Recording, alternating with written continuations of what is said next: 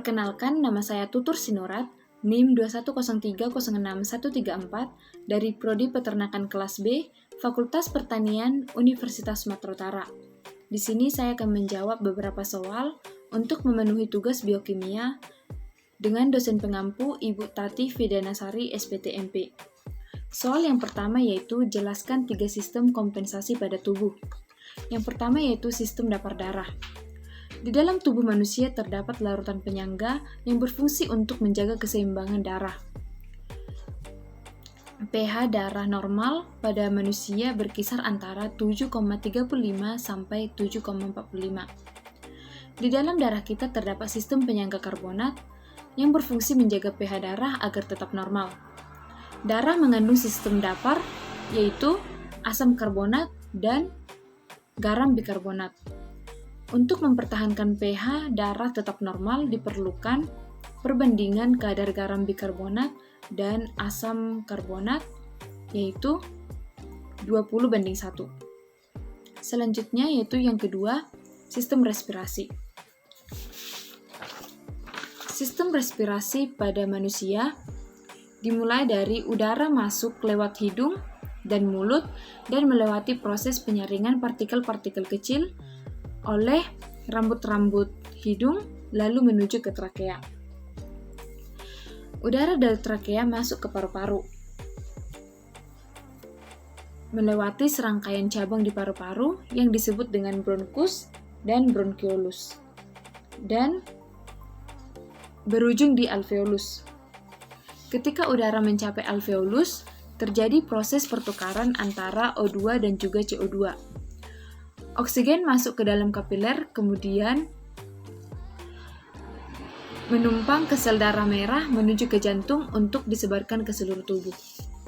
Yang ketiga yaitu proses pengeluaran urin melalui ginjal. Pada pembentukan urin terjadi 3 proses, yaitu yang pertama filtrasi, yang kedua reabsorpsi, dan yang ketiga augmentasi.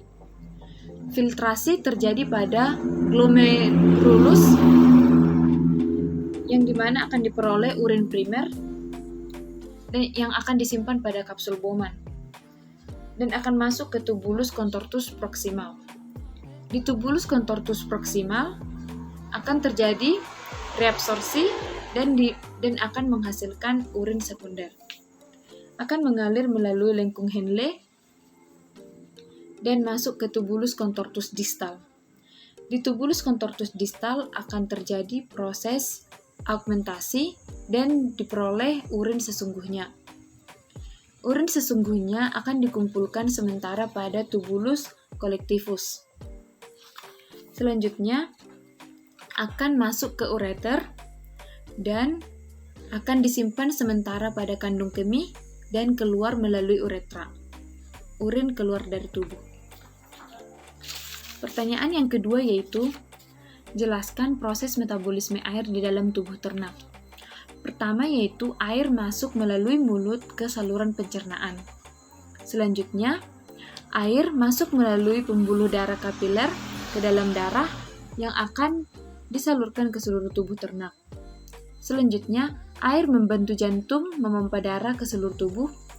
Setelah air sampai ke paru-paru, akan terjadi pertukaran oksigen dan juga CO2. Pada organ hati ternak, air akan membantu metabolisme ternak, yaitu karbohidrat, lemak, dan juga protein. Selanjutnya, air menuju ke ginjal dan akan terjadi proses penyaringan dari zat sisa untuk dikeluarkan bersama urin. Pertanyaan yang ketiga yaitu jelaskan sumber air yang terdapat pada tubuh ternak. Sumber air yang terdapat pada tubuh ternak ada 3, yaitu yang pertama, air minum. Air yang diminum langsung oleh ternak dan air yang baik atau air yang baik untuk ternak yaitu air yang jernih dan juga bersih dan tidak mengandung racun. Yang kedua yaitu air yang terkandung pada pakan ternak. Contohnya yaitu pakan hijauan. Dan yang ketiga yaitu air metabolik, yang dimana air metabolik didapat dari hasil oksidasi makanan seperti karbohidrat, lemak, dan juga protein. Pertanyaan yang keempat yaitu jelaskan bagaimana menghitung air metabolik. Contoh soal yaitu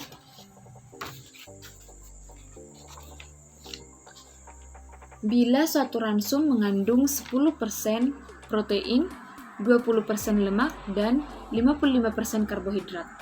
Jumlah air metabolik yang dihasilkan untuk setiap 100 kilokalori energi metabolik adalah karbohidrat, air metabolik hasil oksidasi yaitu 60, rata-rata kalori yaitu 400, air metabolik per 100 kilokalori energi metabolis yaitu 15. Pada protein, air metabolik hasil oksidasi yaitu 42, rata-rata kalori yaitu 400, air metabolik per 100 kilokalori energi metabolis yaitu 10,5.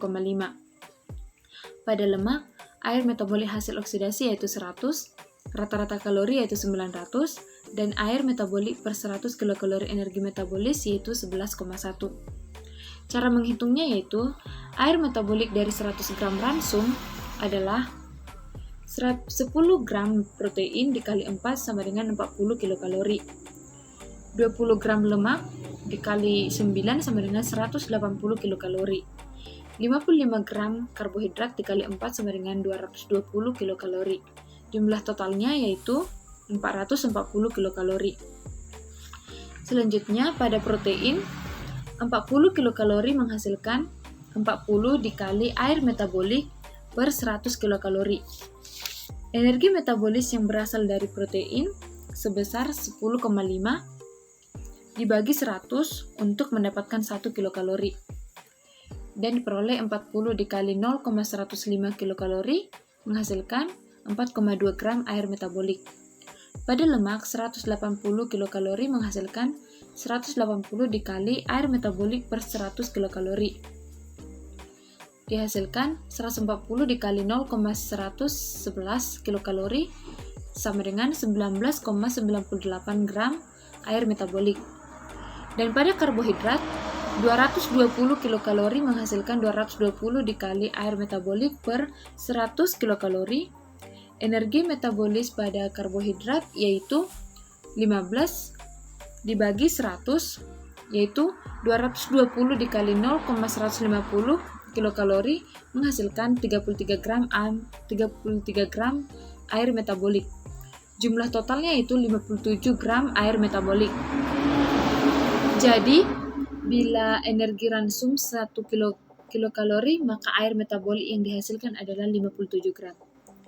Bila energi dalam ransum 100 kilokalori energi metabolik, maka air metabolik yang dihasilkan adalah pada protein 40 dikali 10,5 menghasilkan 420, dan pada lemak 180 dikali 11,1 yaitu sama dengan 1998, dan pada karbohidrat 220 dikali 15 menghasilkan 3300. Jumlah totalnya yaitu 5718 gram air metabolik.